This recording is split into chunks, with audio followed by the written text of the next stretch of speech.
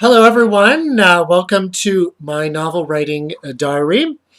Today is Thursday, March 13th. I hope it is. Yes, Thursday, March 13th. And I'm here to tell you about how my novel writing has been going and also some of the reading I've been doing. So, to start off, as I always like to do, talk about the weather because it is such a big problem in my life.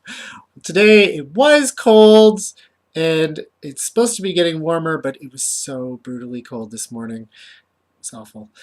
And also, you probably noticed that I'm wearing my uh, sad dog on a skateboard t-shirt. I don't really wear graphic tees anymore. I feel like it's a bit of a thing that I'm too old to do. It's probably too old to wear a hoodie as well, but I'm an old fart and I still have clothes that are from the past. But also, I just felt like something different today. Anyway, so to get right into the writing part, I had a very productive week last week. It is Thursday, and my last video was done on Saturday. And in those, I guess, 5 days, I have written approximately 3,000 words. Woohoo! And so I'm up to 10,000. This is it exactly 10,684 words. So woohoo! Yay! Very excited about that. And I've actually finished one of the sections that I mentioned in my previous video. So that's also exciting. So one section down and 9 to go. Although I forgot to mention the last time when I was talking about how I'm going to be dividing up the novel into 10 sections, that actually one section will be kind of a shorter section, and I actually really intend it to be 9 sections. So I actually have finished 1/9 of my book instead of 1/10 of my book. So woohoo! Very excited about that. And I'm finding that it's still flowing very well. I'm very excited about it. And the last time I spoke, I was concerned about being able to get through all the information I was planning to include in my first section, and I was trying to figure out a way to include everything that I had in my plan, or if I was going to decide to get rid of my plan and just uh, go wing it. So what I've actually decided to do, I managed to find a way to complete that section in a way that I feel is fulfilling and makes sense. But I'm going to save some of that story that I planned for that first section, and I'm going to have someone else tell that part of the story. And it's actually kind of a positive thing that it's kind of a strength of the way I've decided to write this novel, is that I have 9 sections, and each section will be told from the perspective of a different character. And so having a character tell a story, and the story is not necessarily their story, it's someone else's story, I think could actually be quite interesting and would add like a tension or a layer of meaning to what the story is about if it's actually told by someone else. And so I'm going to try to really work that in, see how it works out. I'll be very excited to actually figure it out. And what else? That's basically it in terms of those ideas. But I am also finding that I'm having so many ideas about the novel right now. I'm getting into that place where I'm going, oh, I'm writing a new novel. I should put this in. I should put this in. I should put this in. I should put this in. I should make it this way. I should make it that way. And it's a little crazy because I know that I can't fit everything in, that the novel cannot be everything in the world. And I also know that in many ways, if I start to really rethink what my main idea is, at this point I'm going to get lost. So I just really need to get through my first draft and worry about all these other ideas later. And although I can write them down, I also know that I'm just probably going to forget a lot of them, or later I'm going to be like, why did I care so much about that particular idea? And so I am aware that these ideas that I'm getting are kind of just a side effect of all the writing that I'm doing. And but hopefully I'll be able to get back to some of them. And I'm also running into the issue of, once again, as I'm writing my book, As I am a person who is interested in doing new and interesting writing, I am developing the worry that my book is not progressive enough, if you want to use the term avant-garde enough. It's not very avant-garde at all, but uh, I would hope that anything that I'm writing is pushing some sort of boundary, and right now I don't feel like it is, or maybe the boundaries it's pushing are so subtle that I'm not sure if it's really all that amazing.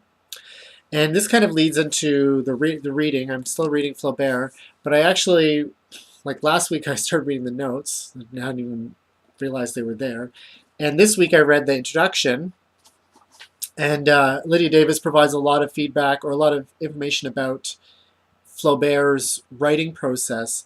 And and she was she indicates, or she like I there's a lot of this stuff I already know, but she's talking about how Flaubert was really trying to push the boundaries, and he really did change the way the novel is written. And in many ways, I feel like my ideas of how to do a good novel are a little too much like his. And that's a problem if your best ideas are 200 years old, 150 years old. So there's that. I'm a little concerned about that, but we'll see. I'm really trying to keep in mind when my ethos about being progressive or being avant-garde is that I should always try to do work that's interesting, and that I should confront my fears. And if I do something that hits both of those, I don't necessarily know if it's going to be avant-garde, but it will be good, and that's really what my focus should be. So there's that. Um, I have those things. But yes, to continue on with the Flaubert, I mean, it's really interesting. The introduction where she was talking about many of the things that he changed in writing in novels. Some of the things that I'd been aware of. For instance, he writes in the I forget what the past progressive, I believe it's called. It's the she was doing this, or she would do this, or she used to do this. So most of the novel is written as if everything is being repeated constantly, or everything is a habitual action. And what this does is it really emphasizes the boredom that Madame Bovary feels all the time. But it also it really destabilizes when an action is a singular action, or when it is a progressive action. So it creates this ambiguity in the actions, but it never feels false or artificial or forced. You feel perfectly natural reading it, and I feel like that's the best kind of avant-garde, where you're really changing people's ideas about a subject or a way of thinking about things, but you're doing it in such a way that they don't even notice it. Um, and and there was lots of things in this introduction that were really striking me. For instance, uh, Flaubert didn't. He said prose was harder than poetry because with prose, you're always not finished prose as opposed to poetry. And I thought that was interesting, just in the sense of poetry, when you've created a beautiful line, you can sort of feel like it's finished, it's done. I mean, there's that whole idea of Coleridge writing the Xanadu poem. I can't remember the name right now. The Kubla Khan poem, in a burst of creativity, and then he just forgot of it. Or actually, he dreamt it, and then he just wrote it down, and then it stopped. And there was this feeling of like you can do that in poetry, where you can create something that's beautiful and doesn't necessarily need to be changed because you can tell it's perfect. Whereas prose, you're always unaware of when it will be perfect, and it always isn't perfect. And I suppose that is the defining strength of prose, is that it always leaves you with a feeling of incompleteness, which I liked. It's a very nice idea. And then there's he's talking about the pathetic and the ironic, and Flaubert is continuously ironic, and ironic in a way that I love. It's a little like the Jane Austen way of being just continuously ironic about everything, but in a way that doesn't distract from your enjoyment of the story. And in fact, this is what this line, the pathetic and the ironic are entwined. Um, and I think actually that might be Nabokov's wording of it. But the idea being that you could write about this woman who is incredibly superficial and vain, and she dies in the most kind of, well, she dies in a pathetic way, but there's still pathos, there's still emotion to it. You know, she's not. He's making fun of her, but he's also in love with her, and there's that sense of that you can have your cake and eat it too. That you can tell something that's deeply ironic, but also with a lot of emotion and feeling, and I like that as well. But yes, I mean, just returning to my main idea too of there's just this novel is clearly such a touchstone for so many other novels that it's very hard to write something in its shadow. And I mean, as I'm reading it, I'm like, how do I do something different than this? I mean, it's kind of set the tone for so much realist and narrative fiction. Uh, it's it's just something I'm going to have to consider and think about as I go through my writing process.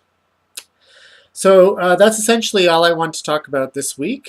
I'm going to try to do probably not as much writing as next week, as this week, for next week, but you know, we'll keep on plugging away. And as always, if you do have a question, I really want questions or concerns, you can email me at the email address that's going to be in the description. Otherwise, have a good week, and I'll see you soon.